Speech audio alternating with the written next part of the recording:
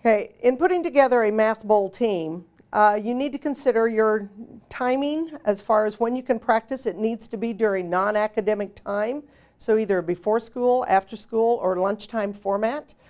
And it needs to be set up so that you can get as many students participating as you feel comfortable with working. I have a team of 16 usually because of illnesses and absences perhaps. As far as choosing the team, I use a qualifying test. It's the same test for any 4th through 6th grader. I do not time the qualifying test. It's usually anywhere from 20 to 25 problems, and I get those problems from past competition questions which are available from the IASP office depending upon what year the standards that are being met. If you are participating in this, then I'm going to assume that you have access to the coach's handbook, and in the coach's handbook then you can see the standards that are being met for that particular year. Not that all of them couldn't be addressed, but there are certain standards that are being focused on. This year happens to be a probability year. Next year may be a geometry and measurement year. So check in the coach's handbook for the actual standards that are being addressed.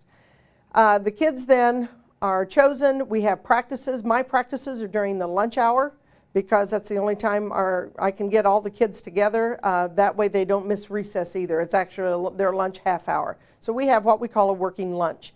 The kids come to me and I actually run my practices like a competition, in that the kids come in and we work in squads, and there is a format or a form that I have the kids used in order to work their problems. We set it up just with the timers as far as 30 seconds, 45 or 60 seconds, and then they do have the warning times.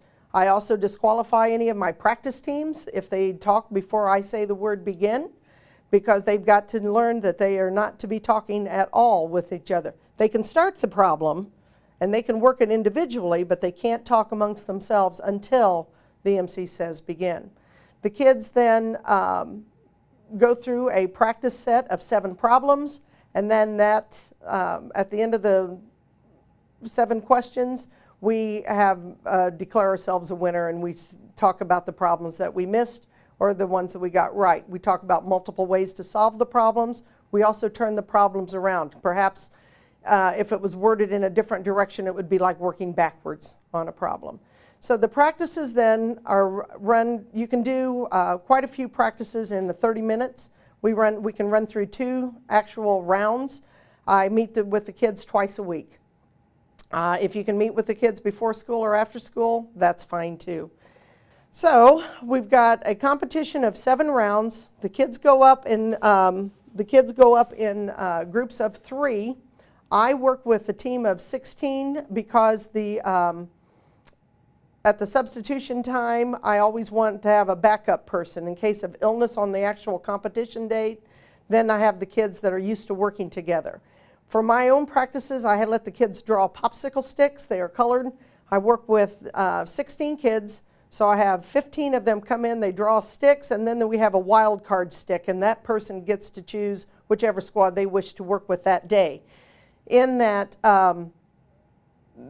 we'll do that and draw different sticks. I see how the different kids work together, and we will do that through February or maybe mid-January or early February, and then I pull together the actual squads that will be working together, and we work as squad 1, squad 2, 3, and 4, and then they start working in the flipping out and the flipping in activities so that they're used to working with each other, how to communicate with each other. After the end of question 4, I will have the one person exit and another person come onto the squad. Again, you want your strongest team at the table at the very end for questions 5, 6, and 7. And that's how you can get the little ones involved in that. They think it's pretty special that they get to do more problems than the 6th grade, but the 6th grade, even though they only get to do 3 problems, they're pretty excited because they know that it's an important 3 questions that they want to get right.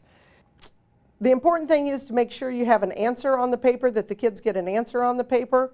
We've had one team that has come up with the scribble method, which they just, if they don't have any idea what the answer is, they will scribble out an answer and they'll take a vote on which letter the kids see, and that's what they will circle, and that works a lot of the time.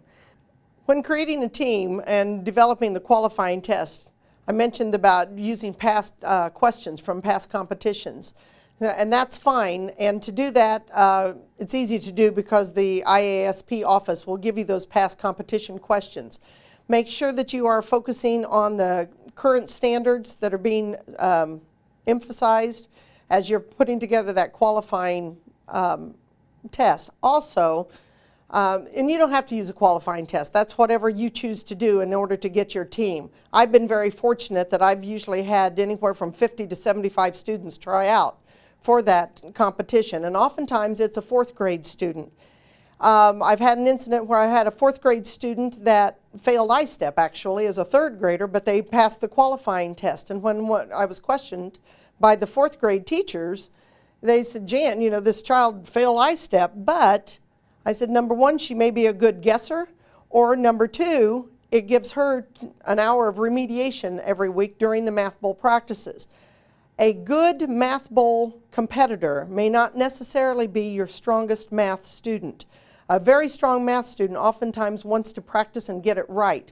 Remember, at all times, you have a 30 to 60 second window that you must get an answer on the paper.